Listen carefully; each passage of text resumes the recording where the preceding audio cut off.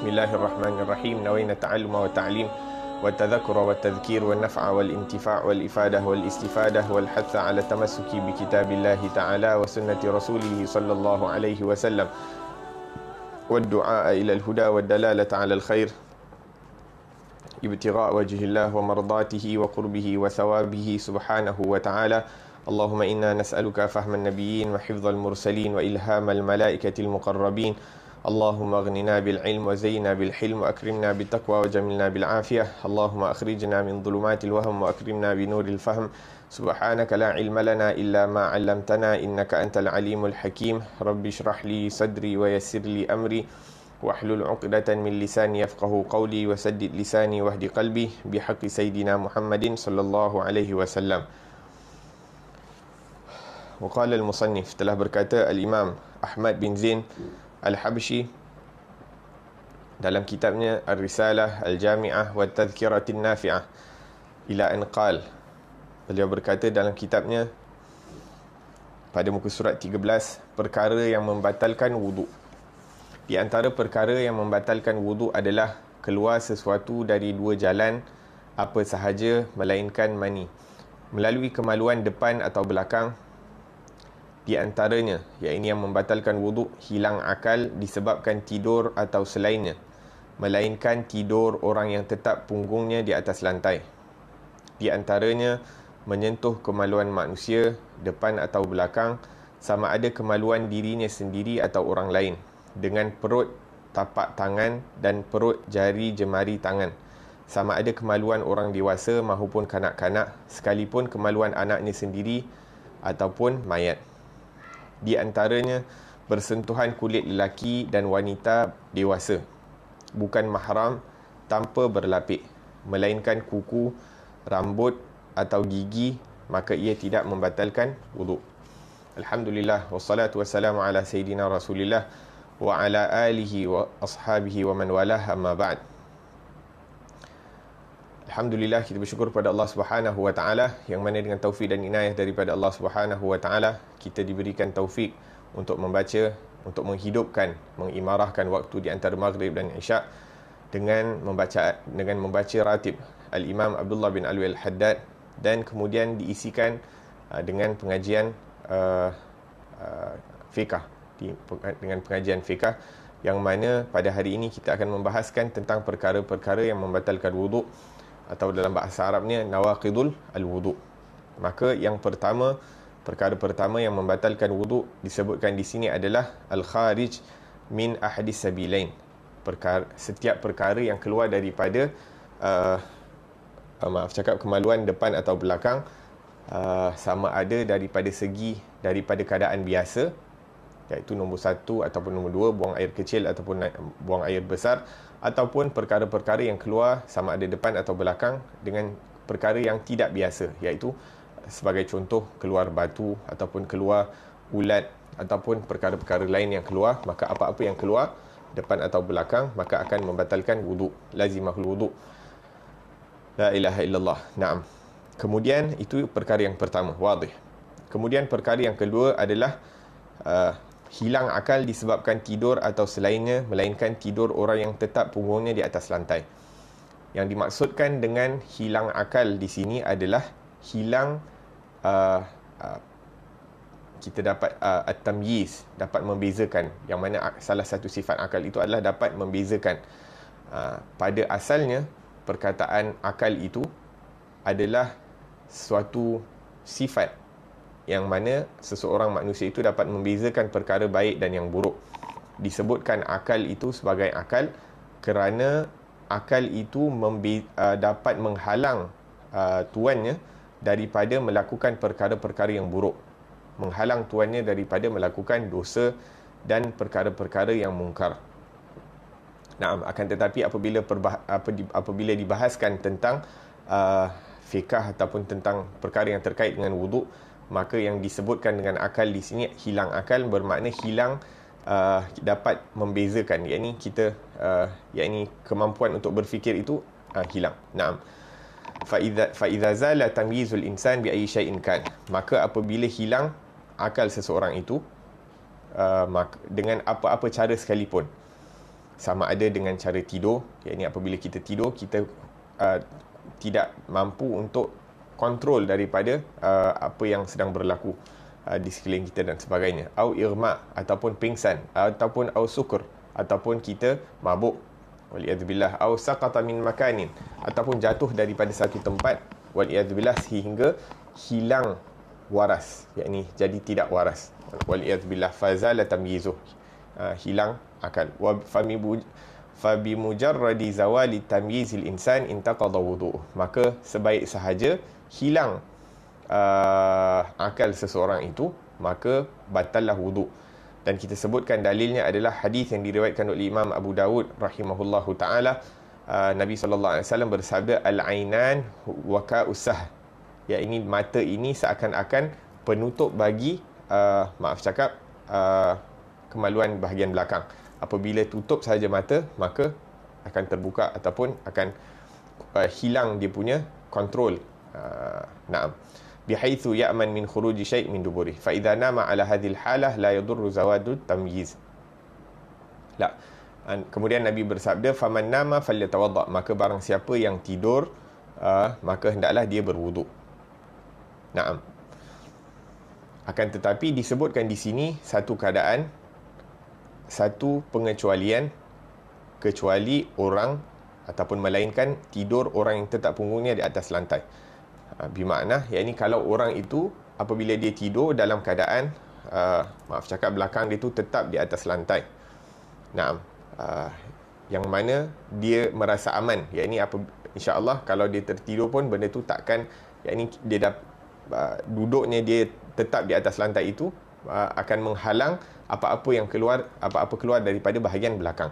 Naam, dalam keadaan itu maka tidak membatalkan wuduk kalau dia tidur. Akan tetapi para ulama meletakkan syarat,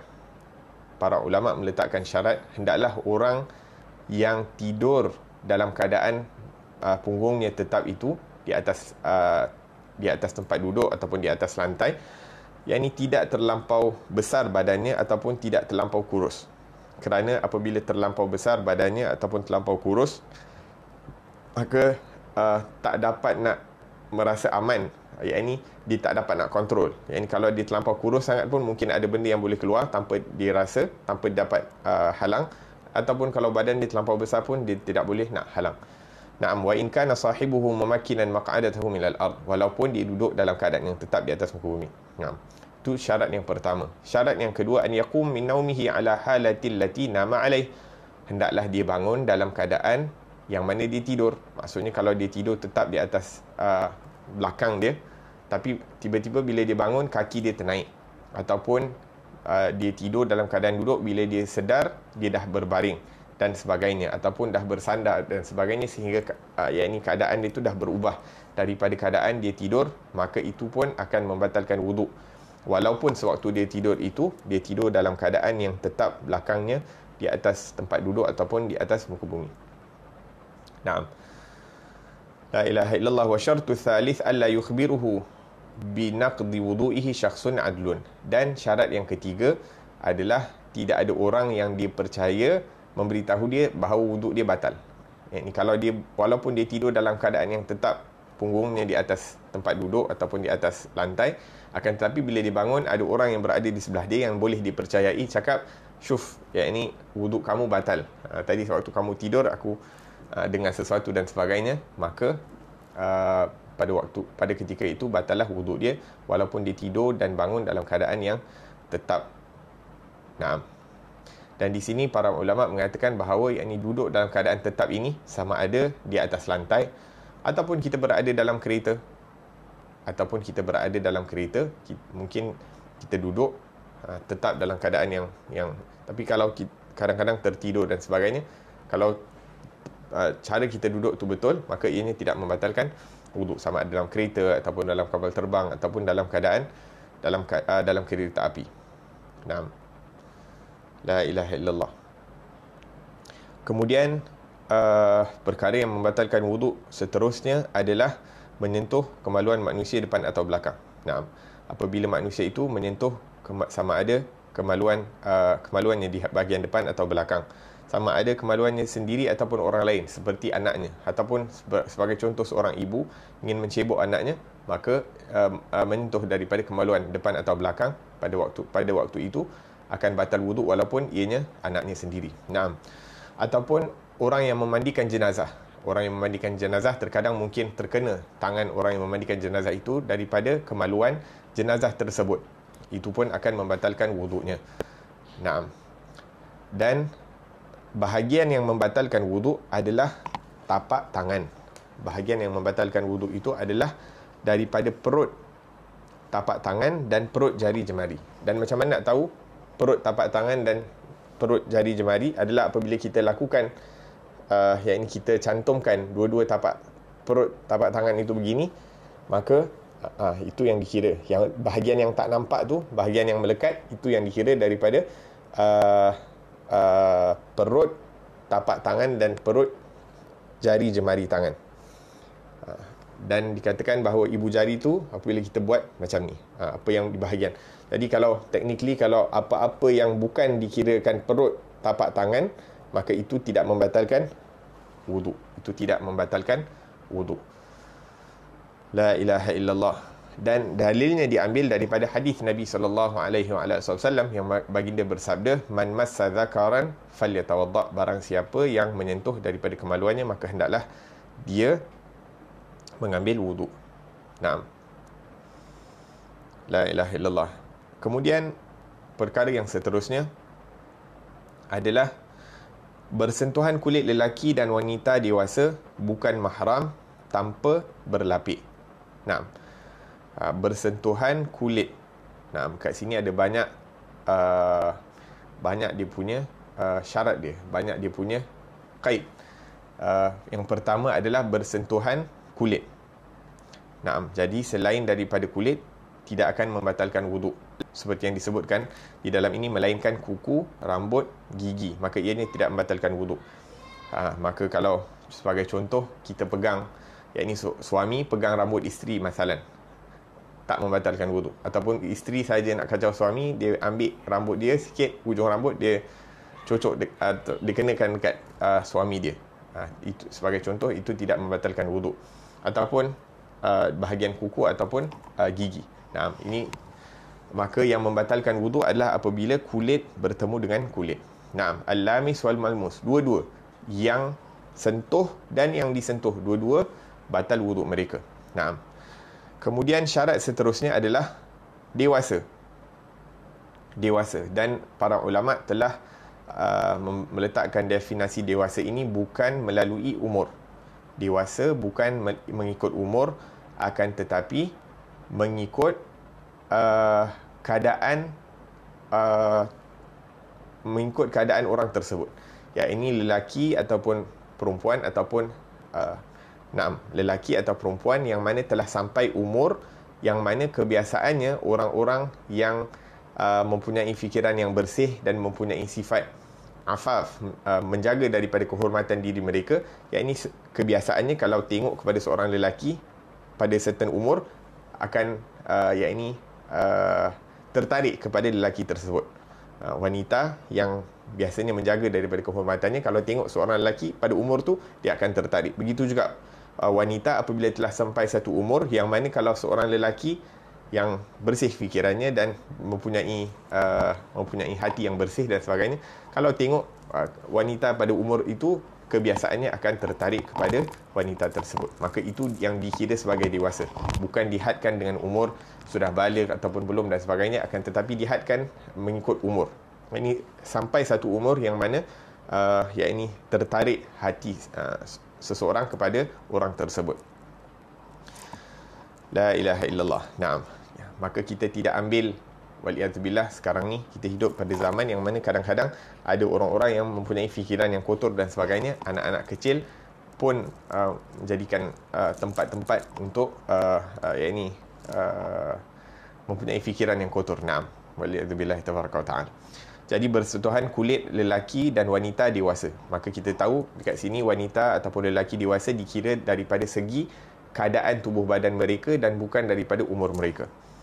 Naam. Dan dari sini kita dapat fahami kenapa terkadang orang-orang dahulu, yakni mereka berkahwin pada umur yang agak muda.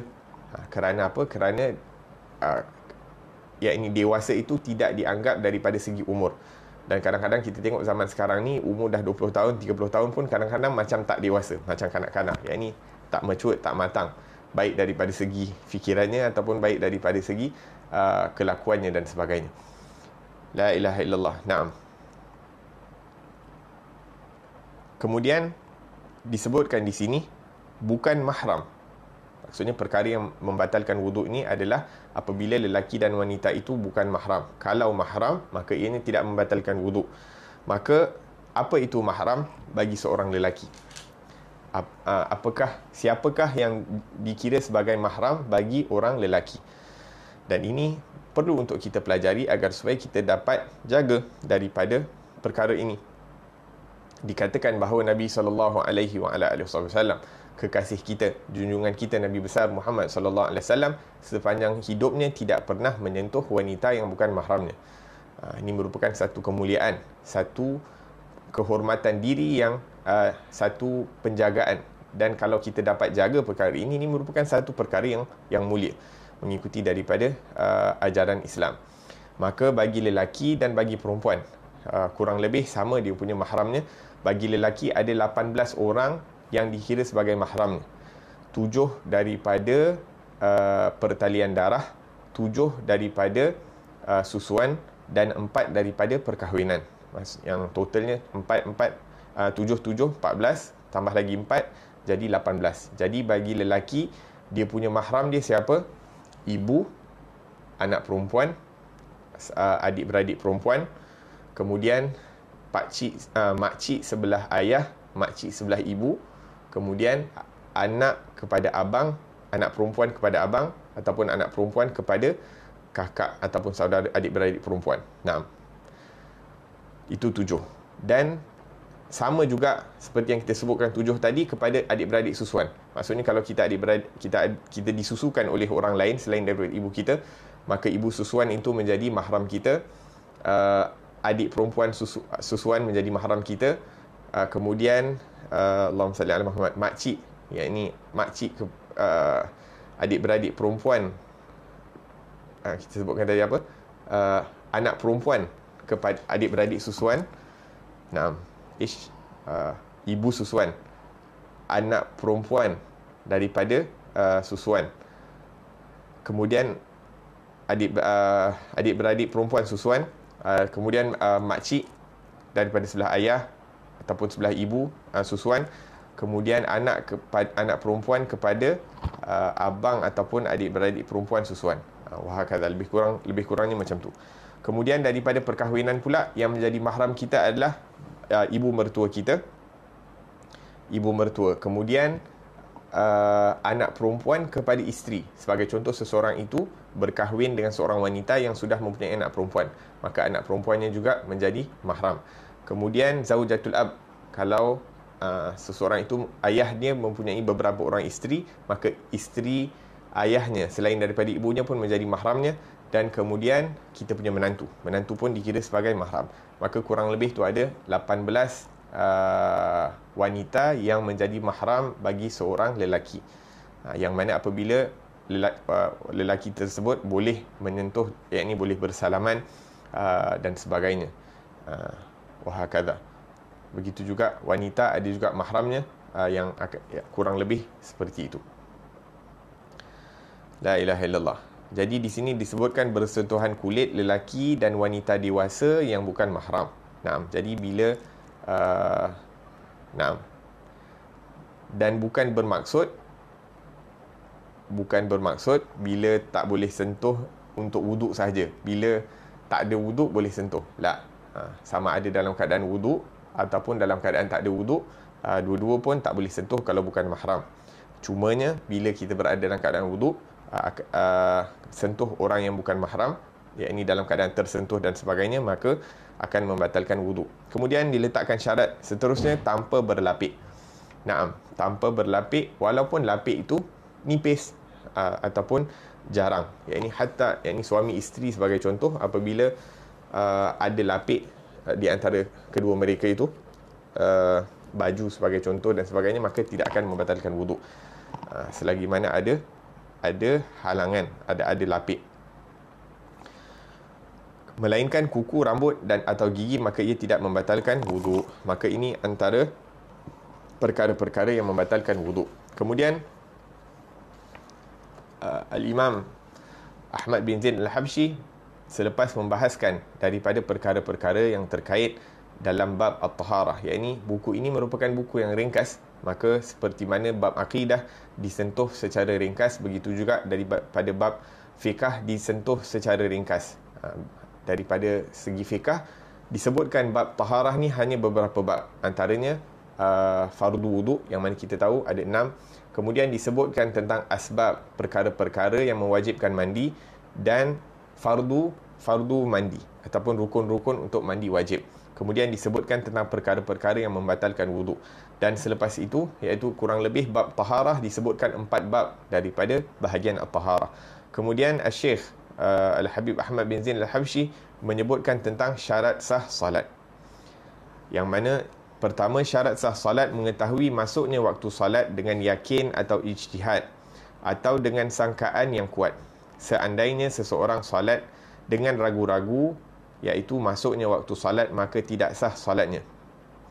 Disyaratkan juga mengetahui arah kiblat.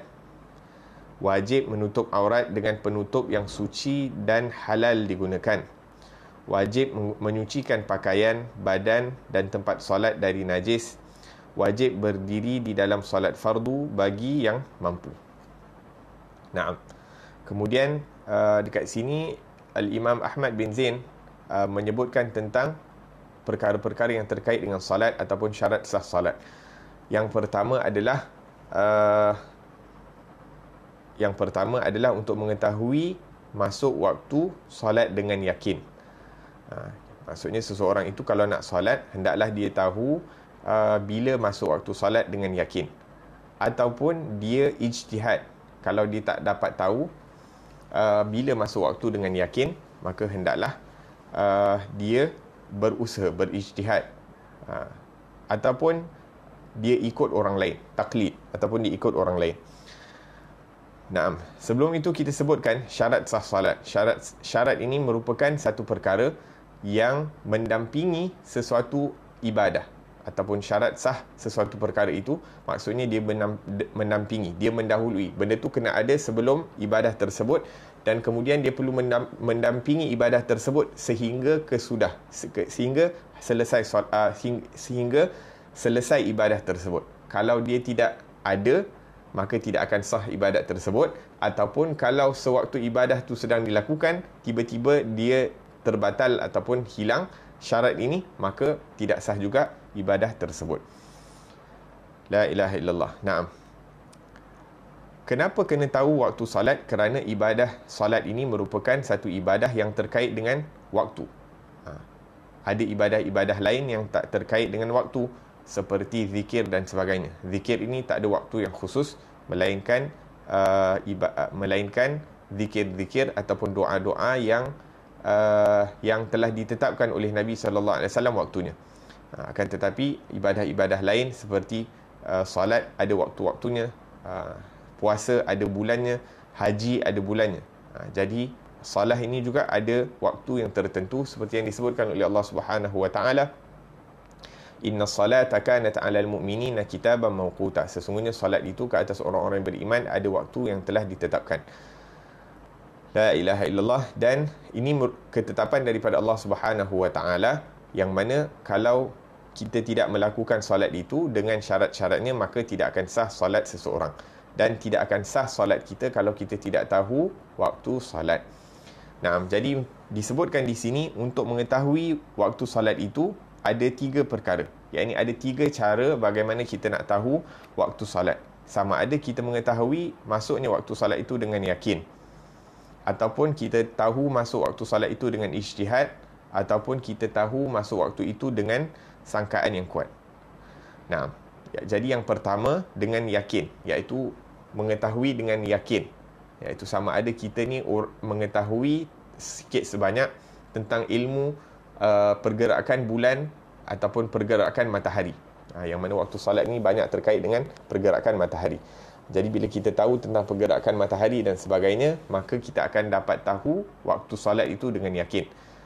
Terbitnya fajar macam mana, masuknya waktu zuhur macam mana, masuknya waktu asar bagaimana, masuknya waktu maghrib, apabila hilang daripada disnya matahari tersebut di dalam horizon, wahakadha, dan masuknya waktu isyak bagaimana. Maka apabila kita tahu waktu salat itu, maka kita akan dapat tahu, dan kalau kita pergi tengok sendiri, maka kita tahu masuk waktu salat itu dengan yakin. La ilaha illallah. Tu martabat yang paling tinggi dalam mengetahui waktu salat. Adapun martabat yang kedua, iaitu dengan ijtihad. Kita tak tahu sangat tentang ataupun kita hidup di tempat, kita hidup di kawasan bandar yang mana susah untuk nak melihat directly daripada tanda-tanda masuknya waktu ataupun habisnya waktu sewaktu salat.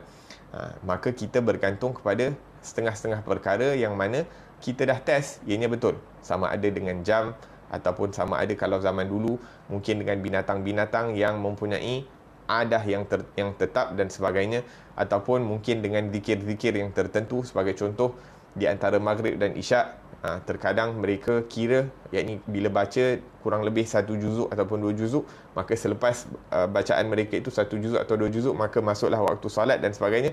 Maka diorang depend ataupun diorang kira mengikut certain amalan ataupun yang mana mereka dah mujarrab, yang dah try sebelum itu. Maka itu antara ijtihad yang boleh dilakukan untuk mengetahui daripada waktu salat. La ilaha illallah. Naam. Kemudian itu yang kedua. Dan yang ketiga, kita mengetahui waktu salat bukan dengan keyakinan, iaitu kita tak ada ilmu untuk nak mengetahui waktu salat. Yang kedua, kita tak ada juga perkara-perkara yang boleh bantu kita untuk sampai untuk mengetahui daripada waktu salat. Jadi kita kita taklid. Sebagai contoh, mengikut azan dekat masjid. Kita dengar azan dekat masjid, maka kita tahu kita dah masuk waktu. Ataupun ada orang bagi tahu kita duduk di kawasan jauh daripada waktu salat, jauh daripada masjid. Sebagai contoh, tak dengar azan, kita tak ada mungkin zaman dulu tak ada jam, tak ada telefon, tak ada apa-apa untuk nak depend on. Jadi kita bergantung kepada, sebagai contoh, ada orang, kita ada jiran yang tahu, jadi kita taklid dia, kita ikut dia, dia bagi tahu kita waktu salat dah masuk, maka kita pun ikut salat. Naam. La ilaha illallah. Naam. Jadi ini 3 martabah ataupun 3 darjat dalam mengetahui waktu masuknya waktu salat. Naam. Adapun orang yang tidak mengetahui, yakni ragu-ragu dalam masuknya waktu. Orang ni dia ragu-ragu, dia tak ada ilmu, dia tak boleh nak berijtihad, dan dia tak boleh nak bertaklid. Jadi dia tak tahu bila masuk waktu. Tapi dia nak sembahyang juga. Dia nak sembahyang tanpa mengetahui dah masuk ataupun belum. Jadi dia berada dalam keadaan ragu-ragu. Ini 50-50. Dia tak tahu ni dah masuk ke belum. Perasaan dah masuk dengan perasaan belum masuk tu sama, 50-50. Jadi orang yang macam ni, kalau dia sembahyang, maka solat dia tak sah, sebab dia solat dalam keadaan ragu-ragu. La ilaha illallah. Dan walaupun orang yang solat dalam keadaan ragu-ragu ni solat, kemudian dia dapati bahawa selepas dia solat, yang memang dia solat tu dalam waktu, masih lagi solat dia tak sah. Sebab apa? Sebab dia solat dalam keadaan ragu-ragu. Maka orang yang nak solat, hendaklah dia solat dalam keadaan dengan sangkaan yang kuat. Sangkaan yang kuat bahawa waktu solat itu telah masuk. La ilaha illallah. As-salatu allati mabniyatun ala syak ghairu sahihah. Maka solat yang didirikan atas dasar was-was, maka ianya tidak akan diterima, kerana kita syak, kita ragu-ragu sama ada dah masuk ataupun belum masuk. Itu seakan-akan belum masuk. Bila kita syak, kita ragu-ragu sama ada dah masuk ataupun belum masuk, maka dikira sebagai belum masuk. Kita hendaklah betul-betul make sure, pastikan bahawa dah masuk waktu, baru kita salat. La ilaha illallah. Naam. Itu yang pertama. Yang kedua adalah mengetahui arah kiblat. Mengetahui arah kiblat, kerana Allah Subhanahu wa taala perintahkan kita untuk menghadap kiblat sewaktu as-salah. Allah Subhanahu Wa Taala sebutkan fawalli wajhaka syatral masjidil haram, hendaklah kamu menghadap ke arah Masjidil Haram. Dan Nabi SAW sebelum berhijrah ke kota Madinah, diperintahkan untuk solat menghadap Baitul Maqdis. Diperintahkan untuk solat menghadap ke Baitul Maqdis. Wa kana min adatihi indama kana yatawajjah. Dan Nabi SAW walaupun diperintahkan untuk menghadap ke Baitul Maqdis, tapi disebabkan keadaan yakni sebab Nabi SAW berada di kota Makkah, maka bila Nabi solat, Nabi akan jadikan Kaabah itu di hadapan Nabi SAW, dan di belakang Kaabah tu menghadapkan ke arah Baitul Maqdis. Itu cara Nabi sembahyang. Maka gabungkan kedua-dua arah tu sebagai kiblah. Yakni Nabi menggabungkan menghadap Kaabah dan juga menghadap ke Baitul Maqdis. Wahakadha.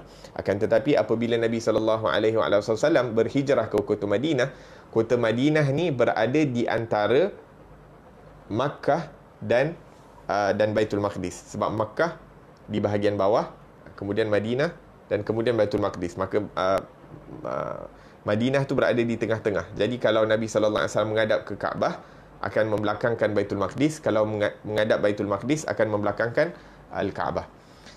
Jadi Nabi SAW selama beberapa bulan selepas berhijrah ke kota Madinah sangat mengharapkan agar supaya kiblat itu diubahkan.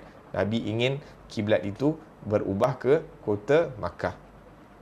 Nabi SAW tunggu mengharapkan, hingga disebutkan di dalam Al-Quran, Allah Subhanahu Wa Taala menyebutkan qad nara taqalluba wajhika fis sama', kami melihat, yakni kamu sering melihat ke langit sebagai satu tanda mengharapkan kiblat itu diubah. Sehingga disebutkan dalam setengah riwayat bahawa Nabi SAW mohon daripada Jibril agar untuk diubahkan kiblat itu ke Kaabah. Akan tetapi Jibril AS menjawab, laisal amru biyadi, yakni perkara ini bukan berada di tangan aku. Yakni aku tak boleh suka-suka nak tukar, wahai Muhammad. Yang boleh tukar, innama ana abdun ma'mur, sesungguhnya aku ini merupakan hamba yang menurut perintah Allah Subhanahu Wa Taala. Dan itu sifat para malaikat, yakni mereka la ya'sunallaha ma amarahum, mereka tidak mengingkari daripada perintah Allah Subhanahu Wa Taala, wa yaf'aluna ma yu'marun, dan mereka melakukan apa-apa yang diperintahkan oleh Allah Subhanahu Wa Taala. Maka kurang lebih Nabi SAW sewaktu berada di Madinah, kurang lebih selama 16 bulan menghadap ke Baitul Maqdis dan menunggu dengan seakan-akan tidak sabar untuk menunggu perintah tersebut. Nah, sehinggalah tiba perintah untuk menghadap ke Kaabah. Ayat yang diturunkan fawalli wajhaka syatral masjidil haram, maka sekarang hendaklah kamu menghadapkan wajah kamu ke menghadap Kaabah ataupun menghadap kiblat ke Kaabah. Apabila ayat ini turun, dikatakan bahawa Nabi SAW pada waktu itu berada di Bani Salamah, salah satu daripada kabilah di kota Madinah, menghadiri jenazah salah seorang sahabat yang bernama Bishr bin Bara'.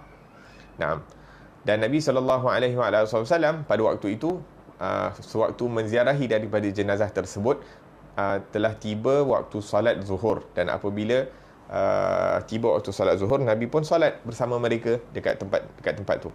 Jadi bila Nabi SAW tengah salat zuhur, maka turun ayat tersebut, fawalli wajhaka syatral masjidil haram.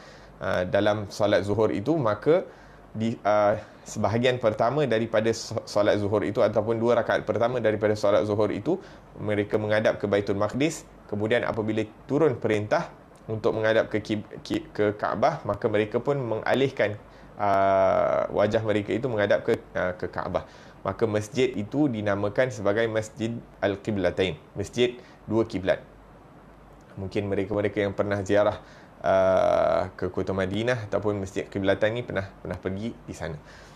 Nah, dan Nabi SAW pernah sekali sembahyang, ataupun pada suatu ketika Nabi SAW sembahyang di dalam Kaabah. Apabila Nabi SAW keluar daripada Kaabah, maka Nabi SAW mengatakan, hadhihi al-qiblah qiblatul muslimin, ini merupakan kiblat bagi orang-orang Islam di mana sahaja mereka berada. Nak mengatakan bahawa hendaklah mereka menghadap ke Kaabah.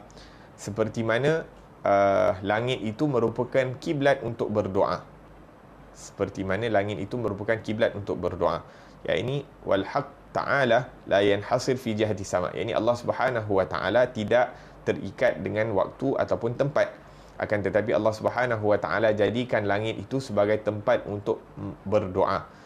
Nah, seperti mana dijadikan Kaabah itu kiblat untuk solat, maka dijadikan langit itu kiblat untuk berdoa. Dan dijadikan kiblat bagi ruh orang-orang beriman itu adalah Nabi SAW. Yang ini kita punya ruh kita punya kiblat adalah Nabi Muhammad SAW. Membayangkan bahawa kita sentiasa mengikuti daripada Rasulullah SAW daripada setiap perbuatan dan setiap kita punya ibadah. Bahkan sebahagian orang alim mengatakan bahawa yang ini setiap kali dia sembahyang, dia merasakan bahawa dia sembahyang di hadapannya adalah Rasulullah SAW walaupun dia jadi imam. Yang dimaksudkan itu adalah cuba untuk mengikuti daripada sunnah-sunnah baginda sallallahu alaihi wasallam di dalam sembahyang mereka. La ilaha illallah. Na'am, wa yastaqbil ainaha yaqinan fil qurb. Dan orang yang berada di hadapan Kaabah itu apabila dia sembahyang, maka dia perlu untuk menghadap directly ke arah kiblat. Yang ini sebab apa? Sebab dah memang ada dekat depan mata. Tak perlulah dia nak sengit ke tempat lain dan sebagainya. Sebab dah memang betul-betul depan mata, maka dia directly towards Kaabah, menghadap Kaabah secara tepat. Adapun orang-orang yang berada di jauh, seperti kita berada di Malaysia dan sebagainya, kita cuba untuk menghadap sebaik mungkin ke arah Kaabah, walaupun mungkin ada lari sana sikit, akan tetapi kita guna kompas dan sebagainya, cuba sebaik mungkin untuk menghadap daripada kiblat, menghadap kepada Kaabah. Nah, dan ini dilakukan bukan hanya zaman sekarang ini, akan tetapi daripada zaman sahabat Nabi SAW. Sahabat-sahabat Nabi, yakni mereka berhijrah. Seperti yang kita tahu, sahabat-sahabat Nabi yang tinggal di kota Madinah itu, selepas kewafatan baginda SAW, kurang lebih 10,000 orang. Yang lain bertebaran di serata dunia untuk menyebarkan agama Islam. Maka walaupun di mana sahaja mereka berada, mereka cuba gunakan asbab-asbab untuk mengetahui daripada kiblah. Mereka gunakan asbab-asbab sama ada daripada bintang ataupun matahari dan sebagainya untuk mengetahui arah kiblat, dan mereka juga membina daripada masjid-masjid untuk mengetahui daripada kiblat. Maka daripada sini kita tahu boleh untuk kita nak gunakan asbab wasail, perantaraan untuk mengetahui daripada arah kiblat, dan kita berpandukan daripada perkara-perkara tersebut untuk mengetahui daripada arah kiblat. Dan insya-Allah kita akan berhenti di sini dan akan sambung daripada syarat sah salat ini pada pengajian yang akan datang. Allah Ta'ala alam. Semoga Allah Subhanahu Wa Ta'ala tambahkan ilmu kita terhadap agama Islam, terhadap perkara-perkara yang akan mendekatkan diri kita kepada Allah Subhanahu Wa Ta'ala dan mendekatkan diri kita kepada Rasulullah Sallallahu Alaihi Wasallam. Semoga Allah Subhanahu Wa Ta'ala terima daripada bacaan ratib kita, dan juga semoga Allah Subhanahu Wa Ta'ala terima dan sempurnakan ibadah-ibadah kita, terutamanya ibadah salat, kerana salat ni merupakan ibadah pertama yang akan disoal pada hari kiamat nanti. Allahu Ta'ala a'lam. Rabbana anfa'na bima 'allamtana, rabbi 'allimna alladhi yanfa'una, rabbi faqihna wa faqih ahlana wa qarabati lana fi dinina ma ahli al-qutri untha wa dhakar, rabbi wafiqna wafiqhum lima tartadi qawlan wa fi'lan karama warzuqil kulla halalan daima wa akhilla atqiya ulama nuhdha bil khairi wa nukfa kulla syarr. ربنا واصلح لنا كل شؤون وأقر بالرضا منك العيون واقض عنا ربنا كل الديون قبل أن تأتينا رسل المنون واغفر واستر أنت أكرم من ستر وصلاة الله تغشى المصطفى من إلى الحق دعانا والوفاء بكتاب فيه للناس شفاء وعلى الآل الكرام شرفاء وعلى الصحب المصابيح الغرار اللهم اهدنا بهداك واجعلنا ممن يسارع في رضاك ولا تولنا وليا سواك ولا تجعلنا ممن خالف أمرك وعصاك وحسبنا الله ونعم الوكيل ولا حول ولا قوة إلا بالله العلي العظيم صلى الله على سيدنا محمد وعلى آله وصحبه وسلم والحمد لله رب العالمين والسلام عليكم ورحمة الله وبركاته.